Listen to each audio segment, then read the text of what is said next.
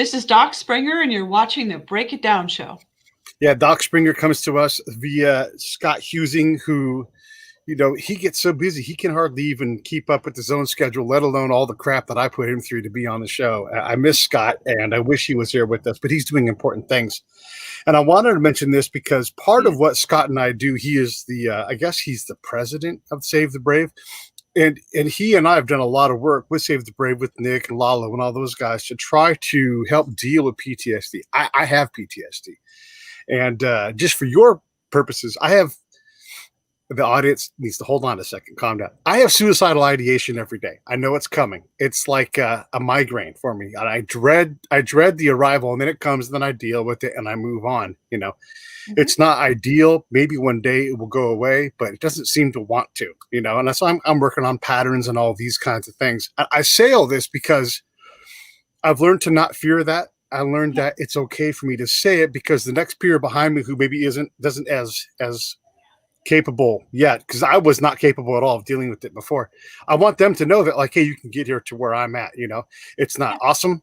It hurts. It sucks, but it's completely tolerable. And for me, thus far, very manageable. Well, that's the key, isn't it, Pete? It's just the things that you don't talk about are the ones that can come around and bite you in the back. So I'll tell you what, I have never spoken to a combat warfighter who trusts me, who has ever said anything but, you know what, sometimes I have those thoughts. And so I really have come to the understanding that when somebody says, oh, I've never had a thought like that, then maybe they just don't trust me enough to tell me yet. I want to take some of that off of you too, because I don't know what I'm supposed to say to protect myself, right? And I mean that in terms of the VA, my work, my overall self. Like there's the rumor that if you admit to suicidal ideation, they'll take your guns away. We don't like that. I'd rather have my guns. Yeah. And so there's an honesty problem where I don't know what's okay to say and what's going to harm me and what's really going to be in my file and then what's going to get out. I have, and I continue to worry about that. Yeah, let's talk about that, because, there's a chapter in my book, Warrior, about the conversation about firearms and why it's such a loaded conversation because of what you just said. I spent 8 years working in a VA, and our power to remove firearms was much more limited. My desire to remove anyone's firearms was pretty much non-existent. And so my reasons for asking were always grounded in, I really want to keep your family from having the collateral damage and help you work through this valley so that we don't lose another irreplaceable warrior. But yeah, there's a lot of fear around that. And here's the thing. This is why I can't give you like a blanket statement, because it's an interaction between the providers training and their level of anxiety and what is shared. So I can tell you, Pete, for 8 years, I was in the VA, and I put 2 people into a facility, a psychiatric facility, in 8 years because of suicidal ideation. The first one asked me to. So he said, I don't think I can keep myself safe, and I think I want to go into this facility. And so he went into the facility because he was a voluntary admission. He was able to check himself out, which he actually did, which is interesting, within 24 hours. So that's how that one played out. The other one, I don't regret putting him in there because he was experiencing a psychotic episode. And here, I mean, loss of touch with reality. So I didn't think he could keep himself safe because he was not in touch with reality. And I moved to save my patient's life. So I have no regrets about that. But in 8 years, 2 people, it's just not something that a lot of us, especially myself, would reflexively do. So we're going to take your civil rights away, take your firearms away. It's just not my stance. I want to build the trust and hold the trust, but I can't speak on behalf of some people who might become very fearful and not understand, hey, that's common to have thoughts of self-destructing. It's common. It's part of the human universal experience. And so if one person is overreactive, it breaks the trust. And that's why it's about gaining that trust and holding that trust with our patients and providers. If you're just checking in, Doc Springer is are you a psychologist or psychiatrist? Psychologist, yeah. I don't prescribe medication. And she deals with warriors who have PTSD, and you can see the link to her book Warrior. You can get it on Amazon at the link in there. If you're listening on the podcast side, it'll be in the show notes. And one of the reasons why I have her on is, well, first off, Scott was raving, and we're all trying to sort this out. It's tough. I mean, look, in general, the VA, let me just say this. The VA is a lot better than it used to be, and there are wonderful people that work there. It is a very hard, complex system that even within it, it's hard to navigate. And it makes me want to kill myself sometimes, literally, because I'm like, I have to calm down. I can do this. There's an advocate here somewhere. I have worked to get to this point. And that's how hard the VA is to deal with, you know? Yeah.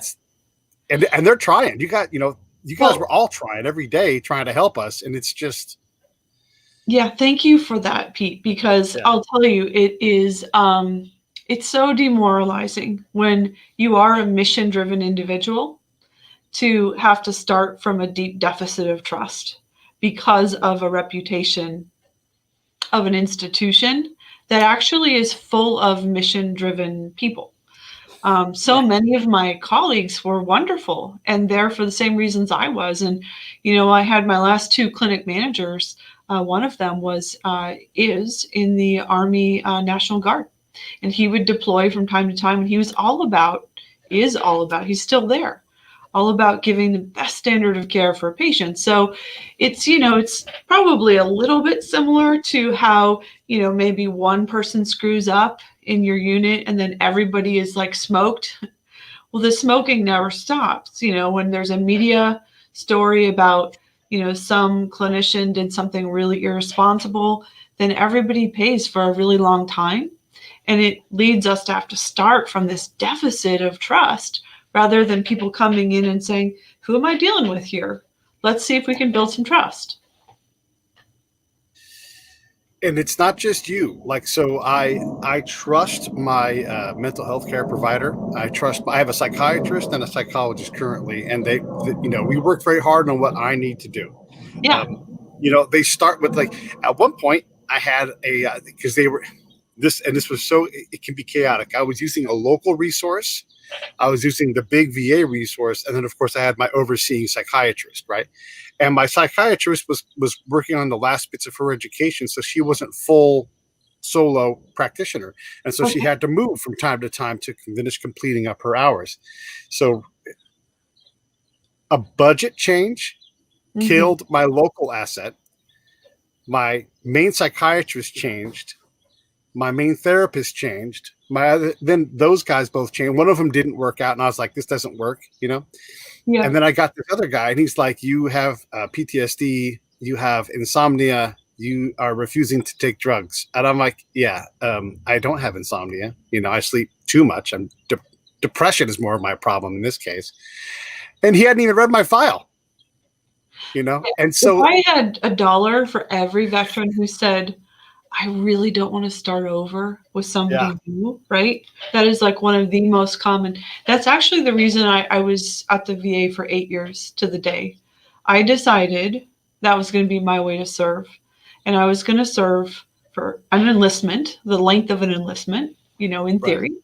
And then I sort of went in for another 4 years, and I started on my birthday and I ended on my birthday exactly 8 years later. And then I ended up staying on mission and really continuing to support warriors because they, at that point, felt like home to me. But you're absolutely right. That trust, once you have it with somebody who's a good doc that you trust, it's worth so much. And sometimes you have to persist to find the right person or cobble your care together through community-based care and the VA and other, resources that you have. But it's very costly, as you know, to lose your provider, and it happens very often. Yeah, I was cut loose, and it was tough. And I want to talk to those the veterans out there and the other audience members who care about a veteran out there and trying to understand how this works. We get angry, we get lost in the system. I went and I had a second hernia operation. And so I was in for my follow-up post the second operation. This is my first follow-up since that, and everything's going fine. I sit down, and the VA in Long Beach is a teaching hospital, so there's interns there, or whatever you call them, doctors who aren't fully licensed and everything. Uh-huh. He sits down with me for my post-op and says, I'm going to say this again, post-op. It says, first time at the VA? And I was like, and he wasn't funny. He wasn't like dry. No. He didn't know. And I said, no, I'm here for a post-op. What does it say in my file? And so these things all erode our trust in all of you, because I don't know that my best interests are at heart because of the system, because of the demand on the system, and again, this is not in any way to denigrate the great people there. I'm sure that doctor hopefully learned a good lesson that day. Yeah. But this is when we all hear these stories, and as loved ones, when you have your veteran and they're frustrated, what the heck do you do? How do they help that veteran get through it? Yeah, it's not that much better in the private sector, for what it's worth. True. In terms of people, I mean, reading your file and making you feel like they really are giving you kind of a continuity of care. We do get a lot of the same dilemmas in the private sector, but there's not this, there's not the same cultural and relational gap in trust as often happens in the VA. So it kind of lands a little bit differently. It's absolutely a problem when you come in for something and it doesn't give you any confidence that somebody is actually looking at you as a person rather than just their next appointment. And when, as you said, when systems get overtaxed, then people don't have the time that they need. And so there is kind of this sense of, if you have a good heart and you're trying to do your best, it can create issues that aren't really about the provider's character. I know that I had to manage hundreds of patients when I was in the VA as a psychologist, hundreds of patients. And so I had to get really creative about how I would help myself remember, because a lot of times, like veterans, like to you, it's like you're their only doc, right? So they kind of expect if they saw you a month ago, you're going to remember their wife's name. You're going to remember their best friend's name. You're going to remember the service dog that was so cute that they walked in with, and that service dog's name, if they have one, right? So I would have to make little notes for myself and put dates in my computer. Like if somebody had an anniversary of trauma, I would have to set a clinical reminder to remind myself to call them because it was a hard time of the year for them. But without those kinds of memory aids, there's no way that one could track all of the individuals that we were seeing in the very busy clinic where I worked. I definitely want to spend some time here because this is, we have this sense that, Pete went down a road one day and a bomb went off and his buddy Johnny died in his arms. And yes, that possibly happens to some people. But it's also these little things, these little nicks and bruises that we pick up where I don't even want to go to the VA. For example, Long Beach is not far. It's, let's call it 35 minutes, maybe 40 minutes, because the VA parking lot is impossible, right? So 40 minutes there, I get taken care of, I walk out, and then, depending on day, it's LA, so, 40 minutes back. Yeah. When the doctor says to me, just come here for your group session, on Tuesday at 10, and I'm like, yeah, why don't you do your group where I live at Tuesday at 10? Well, I couldn't do that. That's too far. Like, yeah. Let's find a solution. And it's funny because you're incented, I guess, in some way to make me go to the big VA. And then I find out that there's this whole massive clinic, like a big clinic, like 10 minutes from my house, in addition to my local small clinic. And I'm like, it's just so infuriating that these resources, and I'm lucky in Southern California, there's a lot of resources, but it's infuriating to be told like, hey, just go do this to manage my care. Yeah, I also have to manage my life, and I can't spend 3 hours of my day going to a group therapy once a week. I mean, it's not tenable. And then another thing I want to add on top of all of this stuff is, as we try to navigate this, my psychologist who, I talked to, we've pushed it out to about every 3 weeks now. That's where we're at. She helps me manage my care. And so I'll say, I'm so frustrated by this part of the VA, and she'll say, here's your resources. Let me look into this other doctor's file. Okay, like I was trying to see the dermatologist, right? Shauna, this has nothing to do with PTSD. I'm trying to see.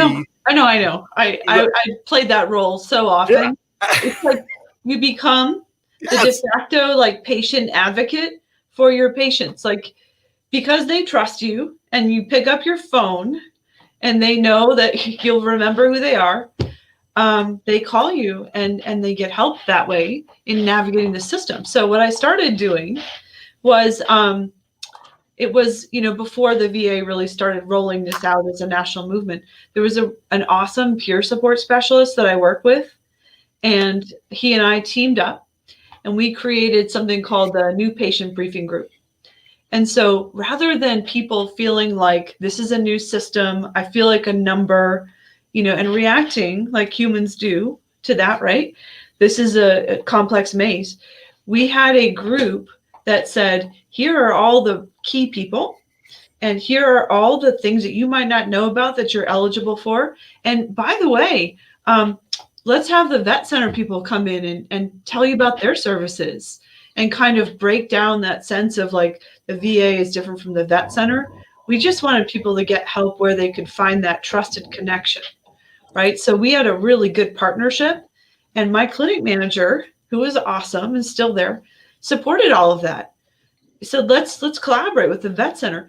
And I'm going to sound like I'm rah-rah for the VA, but I actually did work at a really good VA with really good colleagues. And so like that definitely shaped my experience. And I was one of the first people to do the telehealth support for veterans. I used to do once a month, I did a seminar about like, how to avoid marrying a total jerk, or, how to get over infidelity, like what it takes to heal from infidelity, or how do you manage jealousy. There was like a different relationship topic, and I had monthly seminars that I would send out to telehealth to different systems.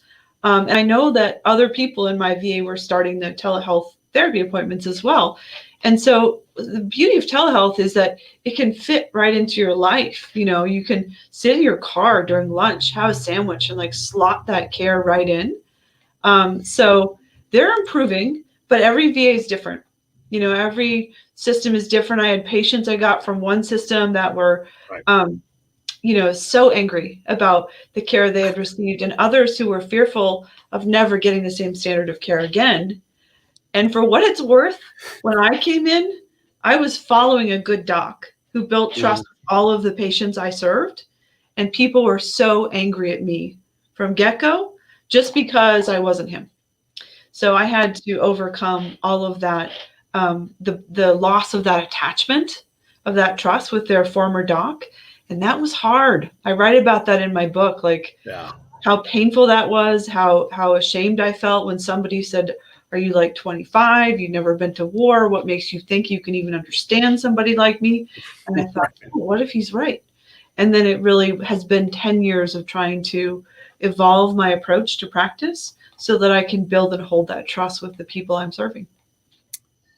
I'm spending time on these non-PTSD issues just to reveal how challenging it is to get care, because it really is. It takes a lot of patience. I mean, all of these things are normal things in the singular, like, oh, okay, you have to go to the patient advocate or whatever it is. But when it jumps on top of you and you're already struggling with these kinds of day-to-day things, it's just like, I don't need more problems. I go to my therapy session, I want to ask you, and again, I'm illustrating partly for the people that have someone that they love and how challenging this can be, and then how they can insert themselves into the process by, saying, hey, these people across the board do want to help, but look how many things you're doing that have nothing to do specifically with, sit down on my couch, and talk. Like all these external things, taking notes for hours on patients. That's not what you signed up to go to school for, but it's what you have to do to maintain our trust and be reliably able to get us down this path. Yep. And you have to make trade-offs. So one of the things that my patients teased me about a little bit, which I don't regret because I had a good reason. I'll tell you what the alternative would have been. I set an egg timer during our sessions, and they knew once that egg timer went off, that was going to be 5 minutes from the end of our time. And so I was going to, wrap it up with them when that egg timer went off. Now, the reason I did that was because, A, I don't want to be looking at the clock when I'm with someone. I want to be with my patient, looking at them, talking to them, creating and holding that trust, building that human connection. So that was my reason. The second reason was I needed a little bit of built-in time to write my notes. And if I didn't build that time in, then I would have been running behind, which would have been disrespectful to the people waiting on me. So being on time was something that I was really a priority to me, because that was a show of respect, and a way to build trust is in those kinds of intentional choices for me. So you show up on time, right? But the alternative would have been, I suppose, some providers would write their note during the session. And as a result, they would kind of be at their computer rather than sitting with the patient. And I didn't want to do that. That was not how I wanted to practice. So that was the trade-off, is to, I know this might seem a little bit like cold, but I'm going to set a timer, but I'm going to tell you why. It's because I don't want to look at the clock, and I want to make sure I keep myself on time, because I want to respect your time as well. But it was tricky to navigate that stuff. One of the things that also gets my goat is, as you do intake, it's so important for the machine to do intake with you. And then it's nothing.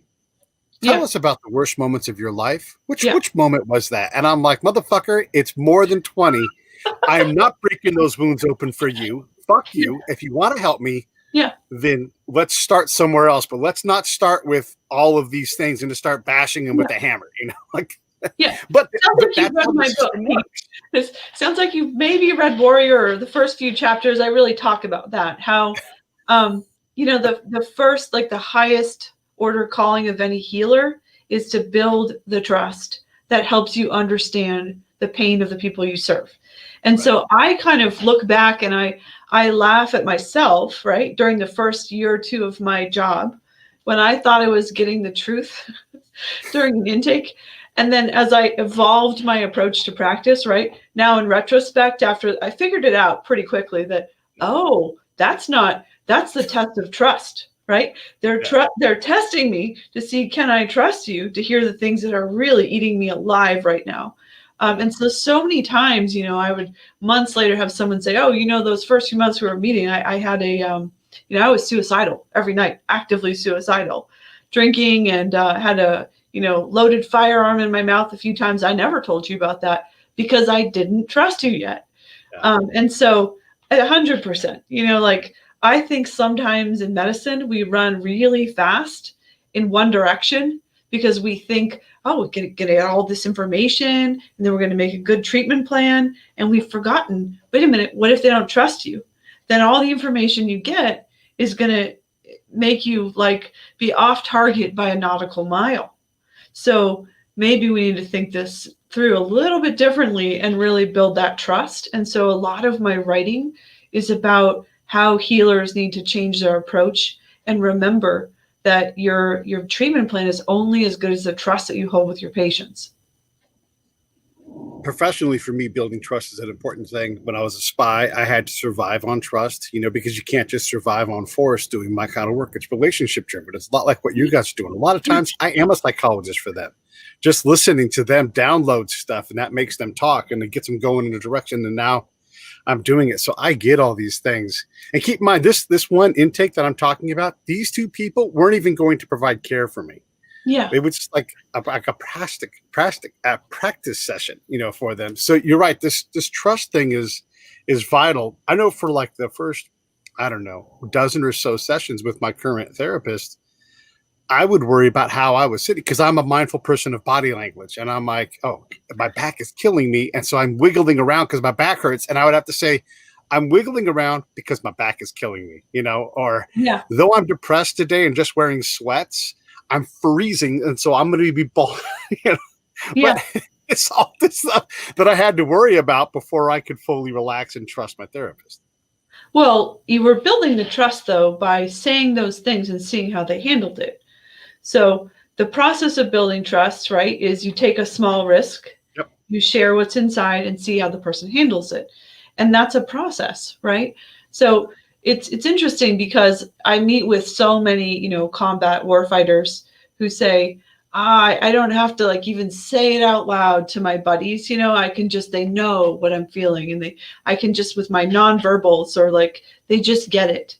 And to me, it's because you've spent years walking through the trenches of situations that required you to communicate verbally and non-verbally, explicitly about who you are, what your intentions are, to communicate by showing them who you are when the chips are down, who you are when there's a challenge. Trust is theoretical until the first firefight.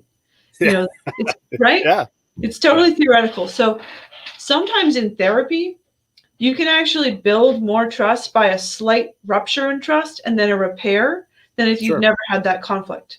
So one of the big things I teach people, couples and otherwise, is that we have to have conflict. Conflict teaches us about who we are, who our partner or our therapist is. And if we can navigate that together in a way that's mutually respectful, that's how we grow the trust.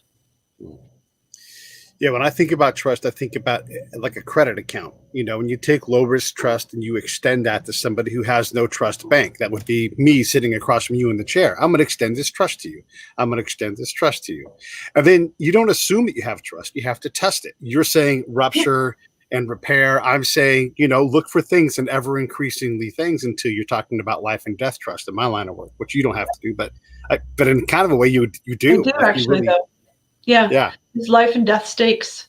This kind of trust that I want to hold with people sometimes matters at that level. Yeah. How do you know when you have it? Like, okay, so you have a person you haven't really had to rupture trust, and it's from all appearances, and this is the thing I have to deal with. There is no problem with trust, but I didn't have it, and I've seen it when it locks in, and I'm like, oh, now I have it. Now this person's saying my words out loud to his peers in Afghanistan or whatever it is. We have really broken through here, and these were these secondary things, right? But you don't get to see me out of the chair, to validate that. How do you validate trust? Oh, but you feel it. Okay. Pete, you feel it at a cellular level when you're synced up with someone and they're with you and they're making direct eye contact with you and they're not trying to shade themselves from you seeing what's really going on.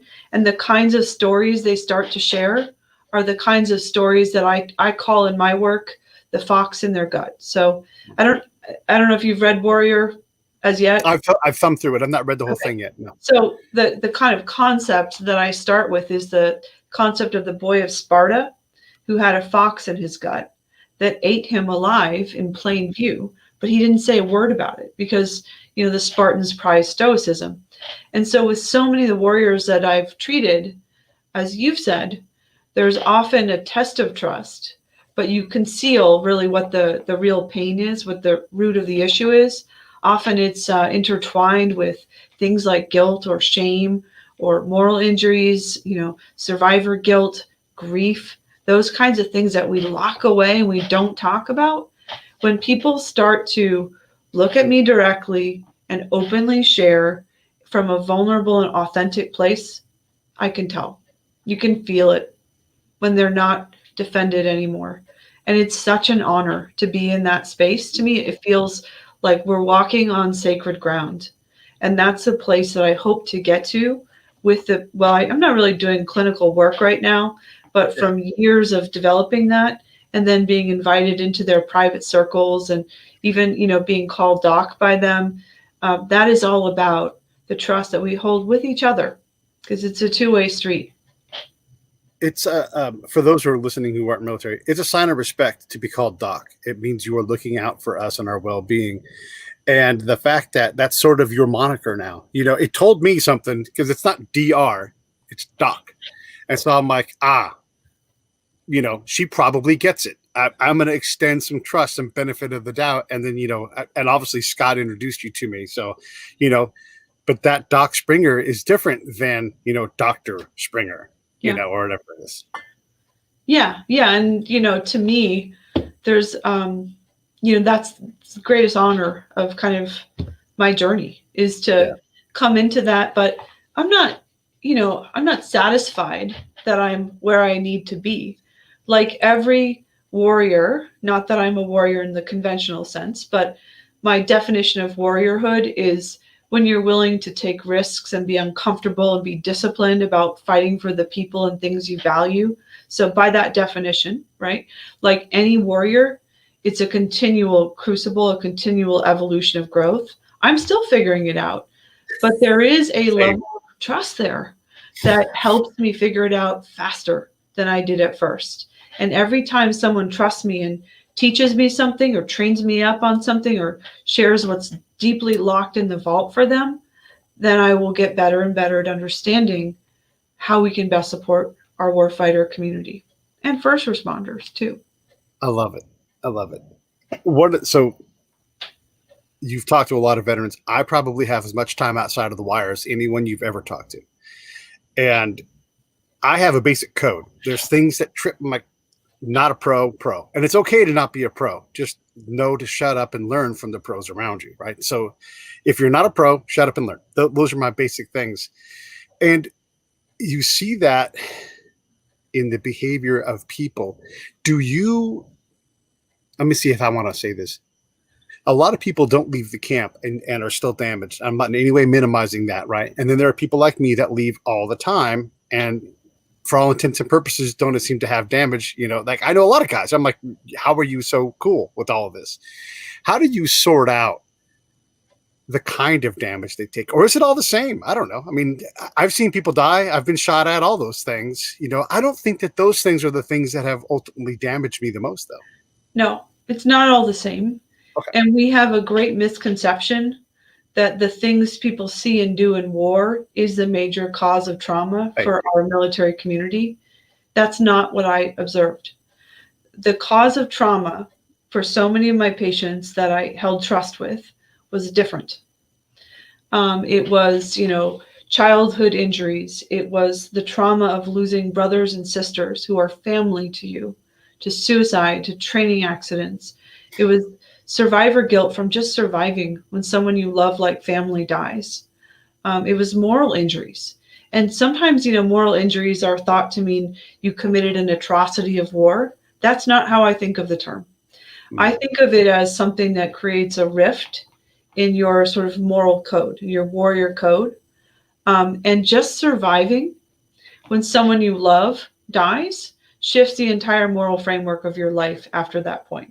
So I'll give you an example, Pete. So in the combat theater, it's not the horror of the death that's often the biggest trauma because warriors get trained and they're warriors. There's often that can be the trauma, but it's not always the trauma that we assume it is.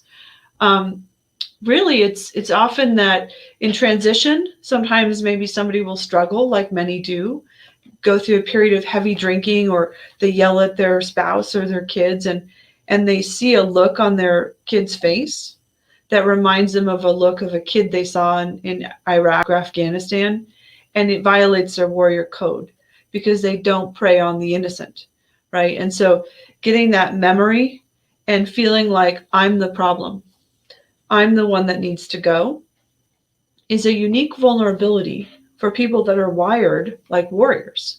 They have unique vulnerabilities. And so they will often compare themselves to the ghost of the person they lost. And they will say, that person would never have had this problem, would never be drinking, would be able to hold down a job, would not be yelling at their kids. Who am I that was worthy to live when somebody more worthy than me died? And that is how these kinds of feelings metastasize into a dangerous form of kind of metaphorical cancer that can be all-consuming over time. And that's not about the horrors of what you see and do in war in the sort of like traditionally understood sense of it. I want to get right back to this, but I don't want to lose this thought because it pertains to what we were talking about 2 minutes ago, and it's going to feed in even more into what this is. So when I talk about people who are pros, you're talking about discipline. You're talking about being a warrior. A lot of that stuff happens off camera.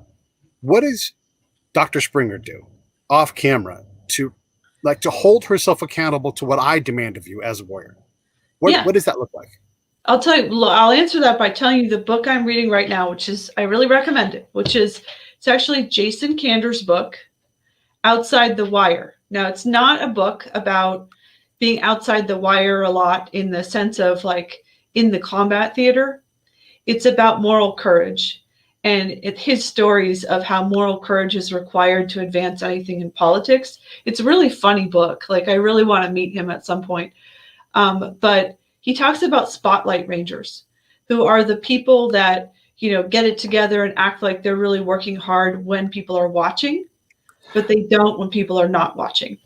So to answer your question, based on the kind of concept of Jason Kander and the spotlight ranger and what moral courage is, to me, it's about being a person of integrity and not, when you're off camera, kind of having a whole different personality and set of values. And for me, as a doc, one of the most helpful things in helping me get there was the work I did outside of the narrow kind of patient-provider role, which creates a system of rank where I say, not intentionally, but just the system sets me up to come into that room and say, I outrank you. And I'm not interested in that relationship with the people I serve. I'm interested in serving them as a doc without regard to rank or positional authority. So going on deployments with organizations like Team Rubicon, and responding when we had fires and floods here in California, working with veterans, coming into a collective tribe with them, sometimes taking orders from them because I didn't outrank them. I didn't have the skills they had with that mission, right? And seeing this kind of beautiful camaraderie, but feeling like part of it actually really helped me to shift off of just that doctor-patient role. And so I think people, like veterans, can tell very quickly if you're a doctor or a doc. And it's really about how you approach your service role and the kinds of choices you make to continue to evolve in your understanding of the people that you support. I'm glad you said this, and this is all really great. This is a really powerful section of the show, this whole last 15 minutes. Another thing is a lot of VA docs are veterans. Yeah. But they're not the kind of veteran I am. And so there is a rank ordering, like, yeah, okay, great, you're cute. You were in the Air Force, you went to Qatar, and you always had metal silverware. I ate goat every day, with my hands. So, and it's not to rank order, but when they say I'm a veteran and then move beyond it, like, yeah, you're a veteran, but how in the world we are not in any way alike, because and again, not knocking the Air Force, not knocking Coast Guard, not knocking anybody, but it's not the same thing. It's not good enough to say I'm a veteran as you build trust. You haven't satisfied that requirement yet, right? So how would you tell your peers, like, hey, when you say that, what's next? Because you haven't finished the task. Yeah, it's always funny to me when people say, well, we just got to hire more veterans to be healers. Yes. And exactly what you said is true. The between group comparisons are endless. Right. And there's still a process of building trust, because even if you'd served, yes, you have a leg up. Even if you served in a similar role, you have a bigger leg up, but you still might have a disconnect or 10 in terms of trust. And in fact, there's a danger that if your experiences are similar, you're actually more likely to import your own understandings into someone else's story, which is not helpful. So I think the flip side of people saying, how could you understand what I've been through? I don't fight them on that. I haven't been through what you've been through. I wouldn't want to say that I have, but I also don't bring in a set of assumptions that I get it. Oh yeah, I get it. You don't even have to tell me that story because I've already been there, right? And I've already lived through that. That doesn't happen with people when they come to this work with a heart that seeks to understand and listen eloquently. when I'm sitting there in my chair and I'm talking to my doctor and we're working on things, I don't know what the hell she's doing. I don't know what lever she's pulling. And as a lever puller, right, as a spy, I'm like, what is she trying to accomplish here? And so I have to try to get out of that part of my head and just kind of go with wherever she's taking me.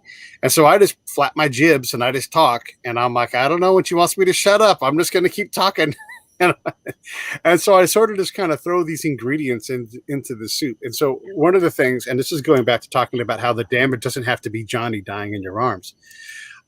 There are two incidents that have happened that I realize now have caused me a considerable amount of distress and likely exacerbated my PTSD. And I'm not even including the early childhood stuff. But one of them was very early in my deployment to Bosnia. I got dropped off by a helicopter about 1.5 miles outside of my camp. And then I had to walk by myself, across the land that had 55 million mines or whatever the number was they told me. And I was surrounded by kids and I had no radio and I lit up so it's like every step was I going to step on a mine? Was someone going to shoot? Because we didn't know at that time. Turned out it was not nearly as dangerous. I didn't know that. And then as I approached the camp, I realized, oh shit, now I have to prove to them that I'm a safe person, because they don't know. They're not expecting me. I live on this camp, but I'm camouflaged, and it wasn't terrifying, but it was extremely stressful. And I had to decide, do I kill all of these kids if it comes down to it? Like, what am I going to do to survive this situation? And all of these thoughts went through my head. I just kind of sat there for a long time until I went, holy cow, that had to have hurt me. But I hadn't even considered it until I started doing this therapy. Yeah, it's interesting you say that. I just watched Lone Survivor the other night, and have you seen that movie, Pete? I have seen it, yes. I read the book. I'll read the book next, but somebody said, "Oh, you gotta know about this story." And I'm like, "What? Where have I been?" So I just watched the movie first, and then I'll read the book next.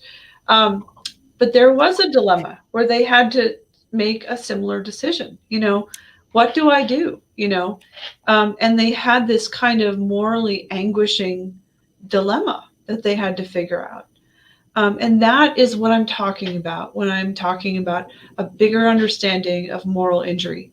You didn't do anything to create that scenario for yourself.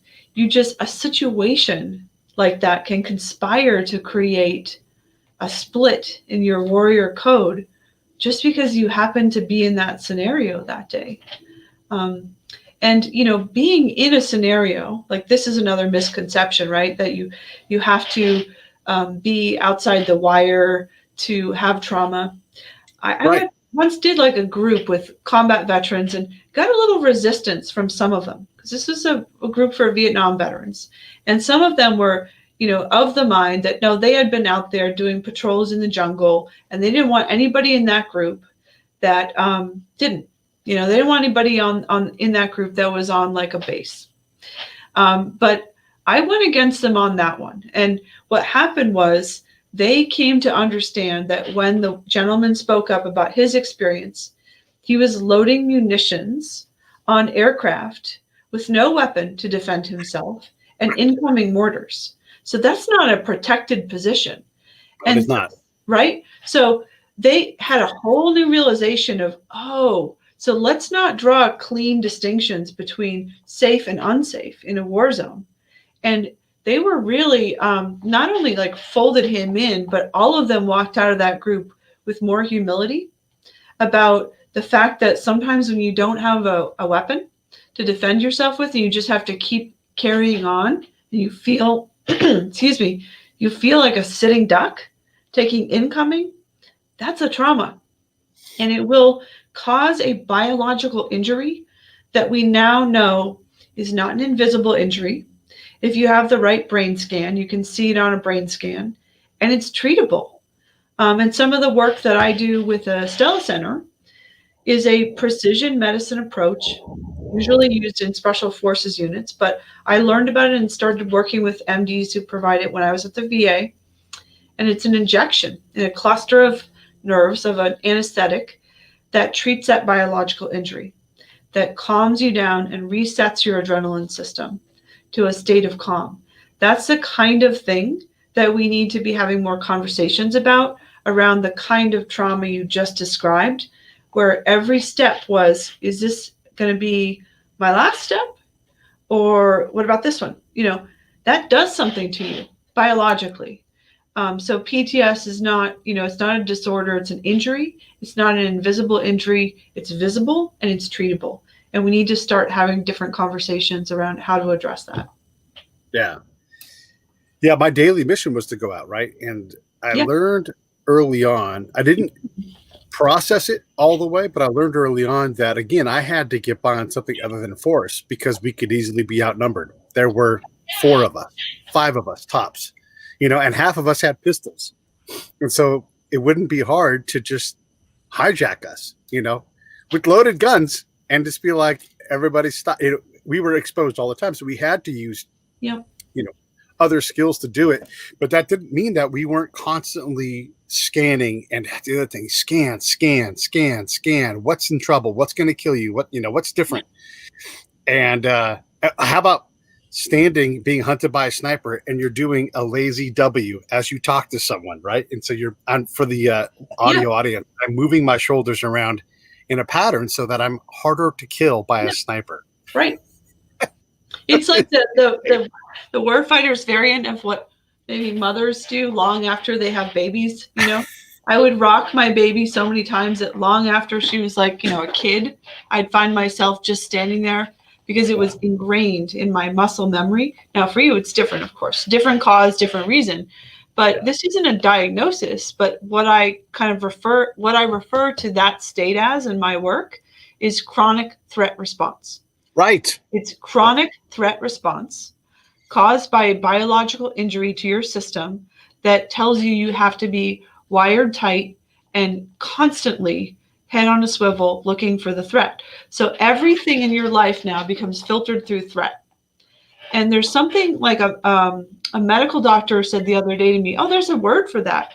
When you talk about being in tunnel vision, it's called foveal vision, from the fovea in your eye. It's not being able to see, but what's in front of you, right? And so you kind of I think about the Terminator, like when he gets his computer printout, right? It's like, not a threat, he's like, that's your mental ticker tape as you scan people and environments, and it's exhausting.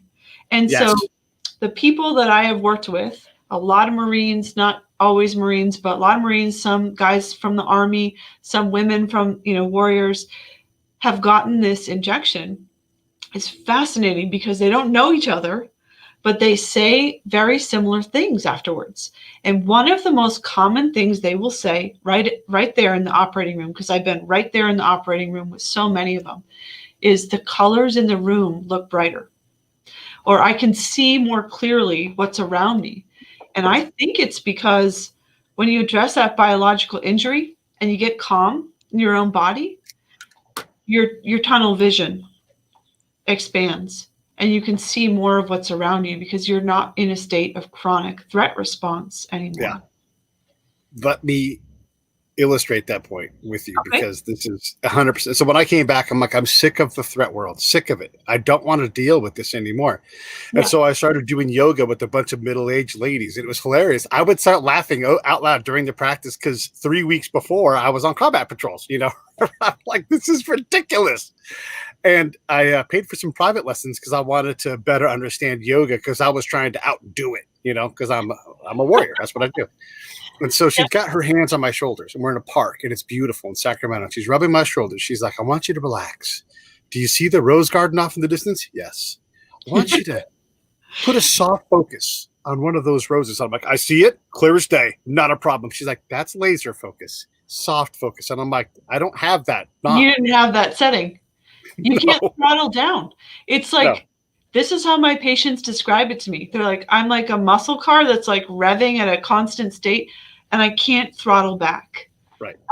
And so at that point, it's not a weakness. It's not a moral, failing. It's an injury. It's a biological injury that I am privileged to work with MDs to address, because guess what?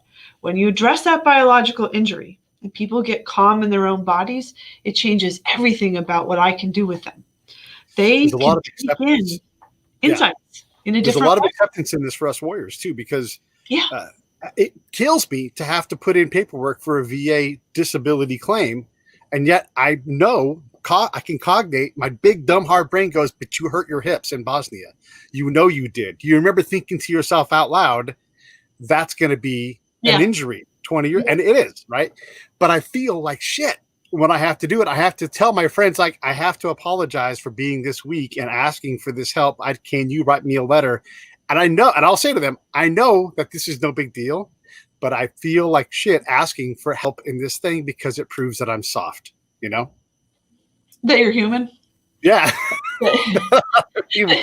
and not that I deserve this, but this is an appropriate thing to do to get this accommodation from the government to say, yes, we broke your body doing this in service. It's so much harder for people to get to the place where they can do that with their mental health, with their mental warfare. That's where I wanted to So go. it's like, I would like to flip that on its head for a second and say this, we generally, except for some warriors, can say my body is not superhuman. It's going to break down eventually, right?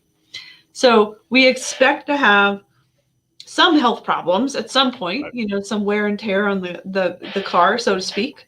Right. Yet we don't expect we'll ever have a challenge in terms of mental warfare or mental health, like that's the standard, that we're going to go through life and never walk that valley ever. That's ridiculous, and the height of arrogance to me, that somebody needs to check, because if your body breaks down, your mind is also going to go through times of real struggle. And we just need to break that stigma and really normalize that, those thoughts are normal, but you don't have to get stuck there. There's a pathway out of that. Yeah, I definitely have gotten stuck in the past quite a bit. Yeah. One of the things I wanted to say about this specifically is I often try to characterize this for people who don't have a chance to understand it or are unable to understand it about themselves. If you could see your wound on your shoulder or on your friend's shoulder, you would treat them differently. You would go, oh my God. Like if you could see divorce on your best friend's leg, you would say, that's gross. Get that to a hospital and get that taken care of, because divorce fucking hurts. It sucks. You're torn apart. You're telling me you're fine as you're limping along with half a leg, and PTSD and these kind of things are the same thing, where you think you're fine, but in reality, you've got a significant injury. Which we can now see on a brain scan. That's going to be the best part, right? Because when people understand that, then it eliminates the stigma. Now it's not invisible. It's not a life sentence. It's not about your deficiency or your weakness. It's something that needs treatment. You need a little help with that, And so I think that's going to be one of the best innovations to come.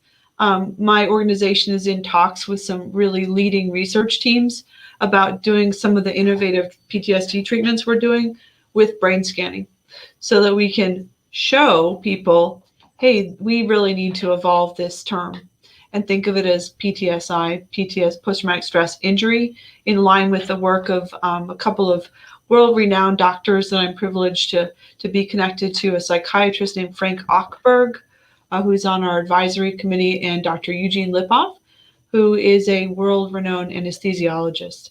They have both said it's an injury, and I'm with them. I have seen, what they've said, and it's an injury. So yeah, it's hard to see. It's like Faraday searching for electric waves. He's like, there's a field around this thing, and you have to prove it somehow, some way. And I totally agree. Like I've had to search for what that is. I wanted to go back again in time and talk about these injuries that don't happen because Johnny died in your arms. I was very good at my job. My buddy Rich and I were going all over Afghanistan, outside the camps, oftentimes with no other escort, because we had protected ourselves with culture. And so, though we're exposed to danger, we were very good at what we were doing, and we were confident that we weren't doing anything reckless. And this is in a dangerous, reckless place. So we understand there's a level of risk.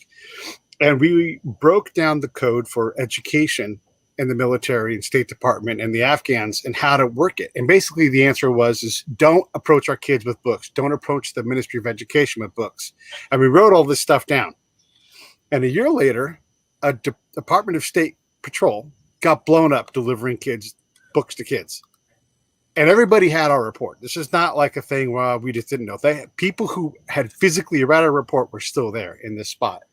And both Rich and I took a significant hit because we had done all of this exceptionally dangerous work, high level work that basically nobody else in that area could have accomplished.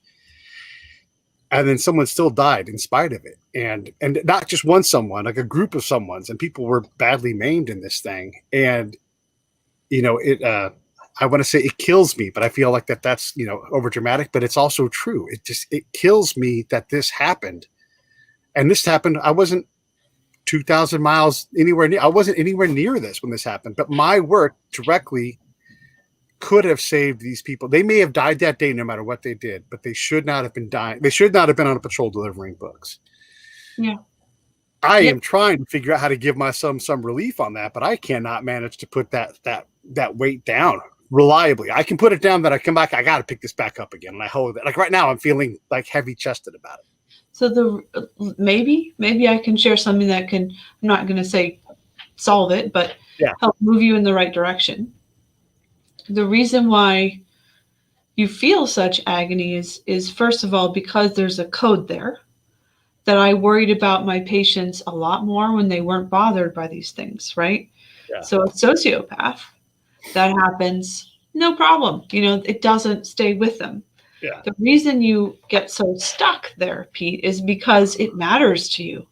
And there is a moral dimension to the work that you did. And you're grappling with your sense of helplessness in the face of an outcome you wish you could have prevented. I've had patients that have likewise. I thought I had prevented. Yeah. I really believed we had prevented this. We had fixed this part of the machine, Yep. That you had put the report together, you had sent it to all the parties, and then you find out that the outcome you desperately wanted to avoid happened anyway.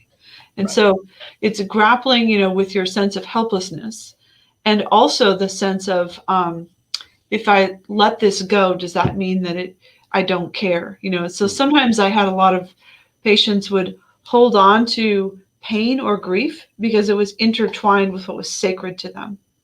Right. So it's all tangled up together, like warriors that say, no, I don't want to grieve and move on, right, from somebody I lost. Now, I would say you're not really supposed to forget about someone and move on. That's not really a definition of healthy grieving.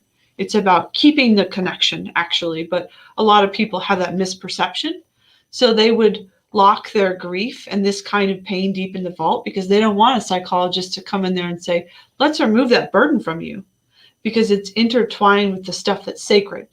So if you can get clear on what is sacred to you and honor that thing, you might feel the burden less.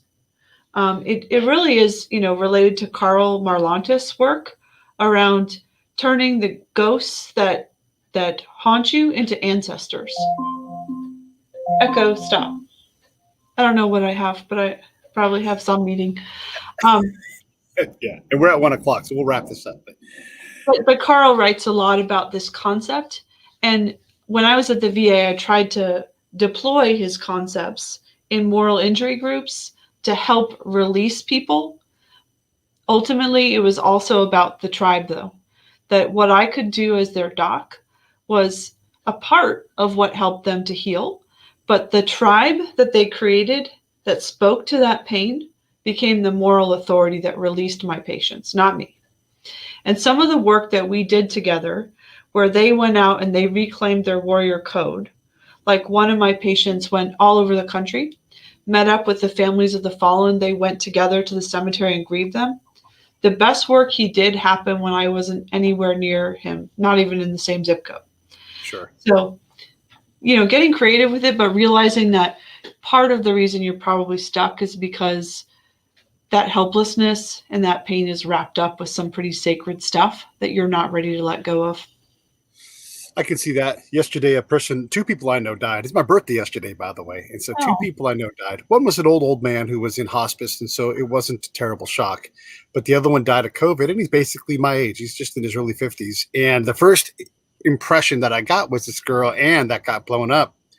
It's just, it's when people die, and I'm like, God, I just don't want to have to revisit this all the time. So, and you don't have to help me out right now, but I just want to point this out for people who have veterans in their lives. There's a lot of stuff we carry around that we may not even realize. A lot of my PTSD was realized when I came home, and all of a sudden to the workforce, I was obsolete. Oh, why don't you go guard something? I'm like, guard something? God damn it. I got a master's degree. I'm really good at working, but, all of these things are important. And I also really want to have you on and talk about the ethical damage that we take, slightly different than moral damage, because we reach these ethical saturations where ethics flip on their head and horrible things become normal things. And that's hard to deal with. But I know you are on a tight timeline. So thank you so much. Anything you want to say in closing?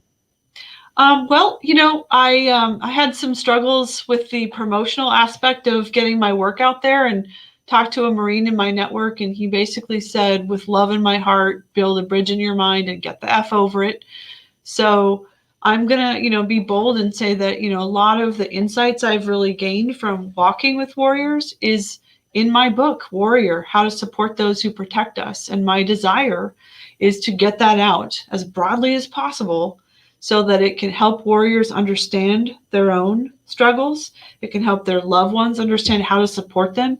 And it can raise up a whole generation of docs that are willing to understand what their hidden pain is about and treat them where the need is at. So I'd love it if people would go to my website, DocShaunaSpringer.com, or just to Amazon or wherever you buy books and pick up a copy, read it, post a review, help me get it out there. I'm trying to learn to work through my discomfort and ask for the help I need so it can have the impact I had hoped. Same. Yeah, everybody look on the screen. You can see the Amazon link. I listen to things on Audible. I find that a great way to multitask in a healthy way. Definitely get Shauna's book, Warrior, on Amazon. And if you are not a warrior, get it for a warrior get it for someone before, so you can always say, I'm always working on trying to help warriors. Every time you say, thank you for your service, now think, what can I actually do? What can I actually do? I'm going to buy someone this book. I'm going to rate 5 stars and review it. Do these things because it will get the book out, and that will help us, because Shauna knows what she's talking about. Thank you so much, Shauna. Thanks, Pete. It was fun. I'm happy to come back and continue the conversation another time. All right, stand by for 1 sec. Okay. Hey, thanks for watching the show. I really appreciate it. Right here, you can subscribe. Please do that. It makes the show grow. Hit that notification bell so you know which incredible guest is coming up next. Down below is the PayPal link. You can put a small subscription in. That is an enormous help. All that money goes right back into the show. And then right up over here are the next episodes you should listen to, curated by yours truly. Thank you so much for watching the Break It Down Show.